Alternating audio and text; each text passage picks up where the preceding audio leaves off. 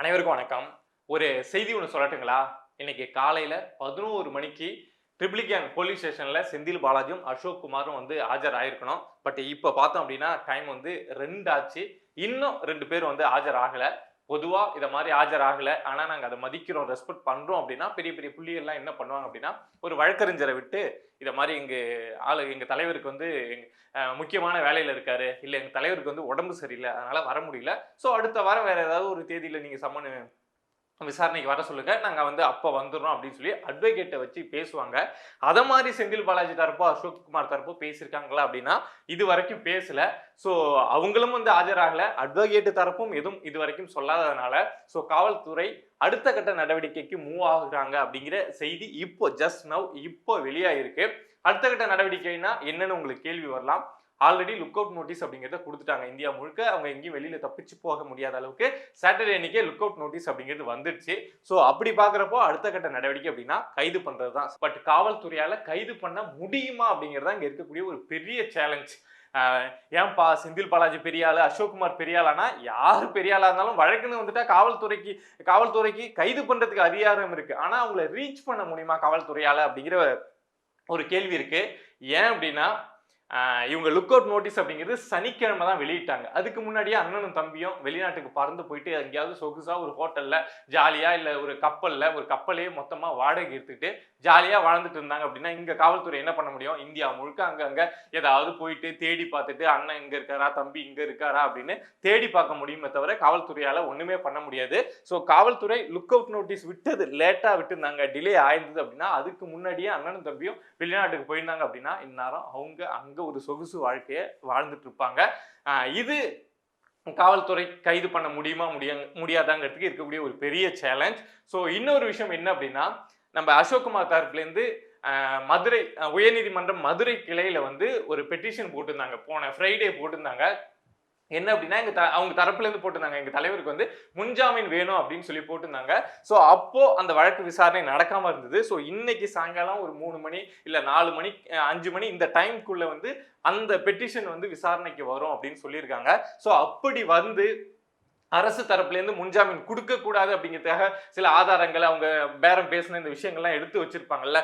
So அதெல்லாம் அரசு தரப்புல இருந்து எடுத்து வச்சும் அதெல்லாம் பார்த்துட்டு இதெல்லாம் போதுமானதா இல்ல, நீங்க இவங்க பேரம் பேசுனாங்கன்னு சொல்றதுக்கு போதுமான ஆதாரம் இல்லை அப்படின்னு சொல்லி நீதிபதி அவர்கள் நினைச்சிட்டாங்க அப்படின்னா அண்ணன் தம்பி 2 பேருக்கும் முன்ஜாமீன் கிடைச்சிரும்.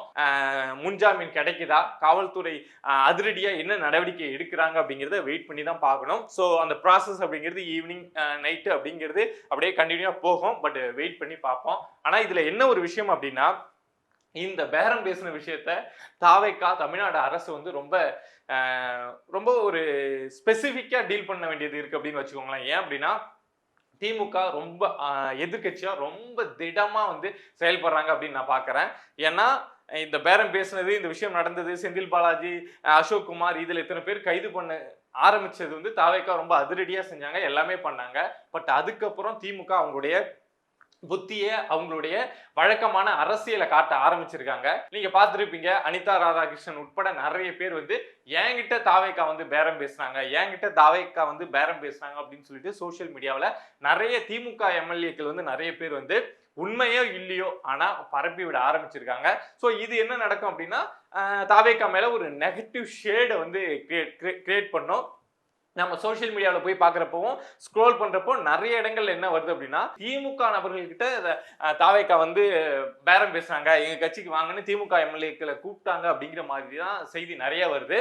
ஏன் அப்படின்னா டிஎம்கேவோட ஐடி விங் அப்படிங்கிறது இதுதான் அவங்க ஸ்ட்ராங் அப்படின்னு சொல்லுவாங்க. அவங்க என்ன நரேட்டிவ் செட் பண்ணணும்னு நினைக்கிறாங்களோ அதை டிஎம்கேவால ரொம்ப ஸ்ட்ராங்கா பண்ண முடியும். ஸோ அந்த வேலையை தான் இப்போ டிஎம்கே பண்ணிட்டு இருக்காங்க.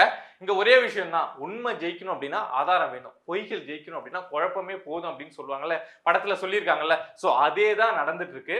தாவேக்கா என்ன பண்றாங்க, இதை எப்படி இந்த சுச்சுவேஷனை அவங்க வந்து மீண்டு வராங்க, எப்படி சமாளிக்கிறாங்க அப்படிங்கிறத நம்ம வெயிட் பண்ணி தான் பார்க்கணும். இன்னொரு விஷயம் என்ன அப்படின்னா, உச்ச நீதிமன்றத்துல நம்ம திமுக அரசு, அதாவது திமுக முன்னாள் அரசு, திமுக கட்சி சார்பில இருந்து ஒரு மனு அப்படிங்கிறத இடையீட்டு மனு அப்படிங்கிறத போட்டிருக்காங்க.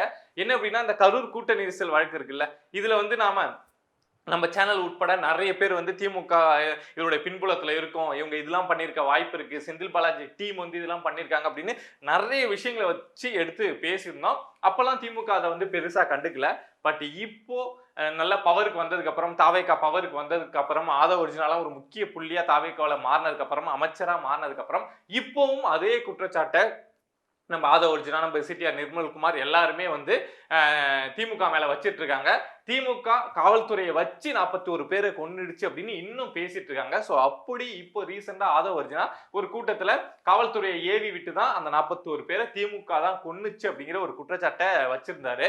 சோ அத மாதிரி பேசக்கூடாது, நாங்க வந்து எவ்வளவு பெரிய உத்தமர் தெரியுமா, ஆனா எங்களை பார்த்து ஒரிஜினா வந்து அப்படி சொல்றாரு, அப்படி பேசக்கூடாது அப்படின்னு சொல்லிட்டு உச்ச நீதிமன்றத்துல தாவைக்காவை சேர்ந்த எந்த அமைச்சரும் திமுகவை இந்த மாதிரி குறை சொல்லி பேசக்கூடாது, அவங்க பேசுறதுக்கு தடை விதிக்கணும் அப்படின்னு சொல்லிட்டு உச்ச நீதிமன்றத்துக்கு திமுக அரசு போயிருக்காங்க. பாத்துக்கோங்க, ஒரு விஷயம் செய்வாங்க, அதை பத்தி பேசக்கூடாது, வழக்கு விசாரணை போயிட்டு இருக்குல்ல, தீர்ப்பு வந்ததுக்கு அப்புறம் பேசிக்கிட்டோம், இப்ப பேசக்கூடாது அப்படின்னு சொல்லிட்டு உச்ச நீதிமன்றத்துக்கு போயிருக்காங்க. இன்னொரு விஷயம் என்ன அப்படின்னா, ஜூலை 10ஆம் தேதி விஜய் அவர்கள் கரூர்ல அந்த பாதிக்கப்பட்ட குடும்பத்தை சந்திக்க போறாங்க அப்படிங்கிற செய்தி வெளியாயிருக்கு. அதுல அந்த 41 பேருடைய குடும்பத்துக்கும் அரசு வேலை கொடுக்க போறாங்க, அதுக்கான சர்டிபிகேட்டை வழங்க போறாங்க அப்படிங்கிற செய்தி வெளியாயிருக்கு. சோ அதையும் விஜய் வந்து கொடுக்க கூடாது. ஏன் அப்படின்னா இந்த வழக்கு விசாரணை நடந்துட்டு இருக்கு, இந்த நேரத்துல என்னத்துக்காக 41 பேருக்கு வந்து அவர் அந்த அரசு வேலை கொடுக்குறாரு, ஸோ அதையும் கொடுக்க கூடாது அப்படின்னு சொல்லிட்டு ஒரு பெட்டிஷன் போட்டிருக்காங்க. ஸோ கரூர் இந்த வழக்கு சம்பந்தம், கூட்ட நெரிசல் வழக்கு சம்பந்தமா முடிவுகள் தீர்ப்பு வர வரைக்கும் யாரும் எதுவும் இதை பத்தி பேசக்கூடாது, யாருக்கும் வேலை கொடுக்க கூடாது அப்படிங்கிறதா திமுகவோட பெட்டிஷன். ஸோ இந்த பெட்டிஷனை சாதாரணமா போடல, அவசர மனுவா எடுத்து விசாரிக்கணும் அப்படின்னு சொல்லி உச்ச நீதிமன்றத்துல போட்டிருந்தாங்க. ஸோ உச்ச நீதிமன்றம் இன்னைக்கு என்ன சொல்லியிருக்காங்க அப்படின்னா, நாளைக்கு இந்த மனு விசாரிக்கப்படும் அப்படின்னு சொல்லியிருக்காங்க. ஸோ நாளைக்கு உச்ச நீதிமன்றத்துல என்ன நடக்கும், உச்ச நீதிமன்றம் ஒருவேளை தாவேக்காவை சார்ந்த யாருமே இல்ல இங்க இருக்கக்கூடிய மீடியா யாருமே இது சம்பந்தமான கருத்தை தெரிவிக்க கூடாது அப்படின்னு ஒரு உத்தரவை போட்டுட்டா, அதுக்கப்புறம் திமுக நினைச்ச மாதிரி இந்த விஷயத்தை பத்தி யாருமே பேச முடியாது, திமுகவை குத்தம் சொல்ல முடியாத மாதிரி போயிடும். அதே மாதிரி அந்த 41 பேருக்கு அரசு வேலை கொடுக்க கூடாது, நீங்க நேர்ல போய் பாருங்க, எல்லாம் பண்ணுங்க, கொடுக்க கூடாது அப்படின்னு உச்ச நீதிமன்றம் சொல்லிடுச்சு அப்படின்னா அந்த 41 பேருக்கு அரசு வேலையும் கொடுக்க முடியாது. பட் உச்ச நீதிமன்றத்துல நாளைக்கு என்ன நடக்கும் அப்படிங்கிற விஷயத்த நம்ம பொறுத்து தான் பார்க்கணும்.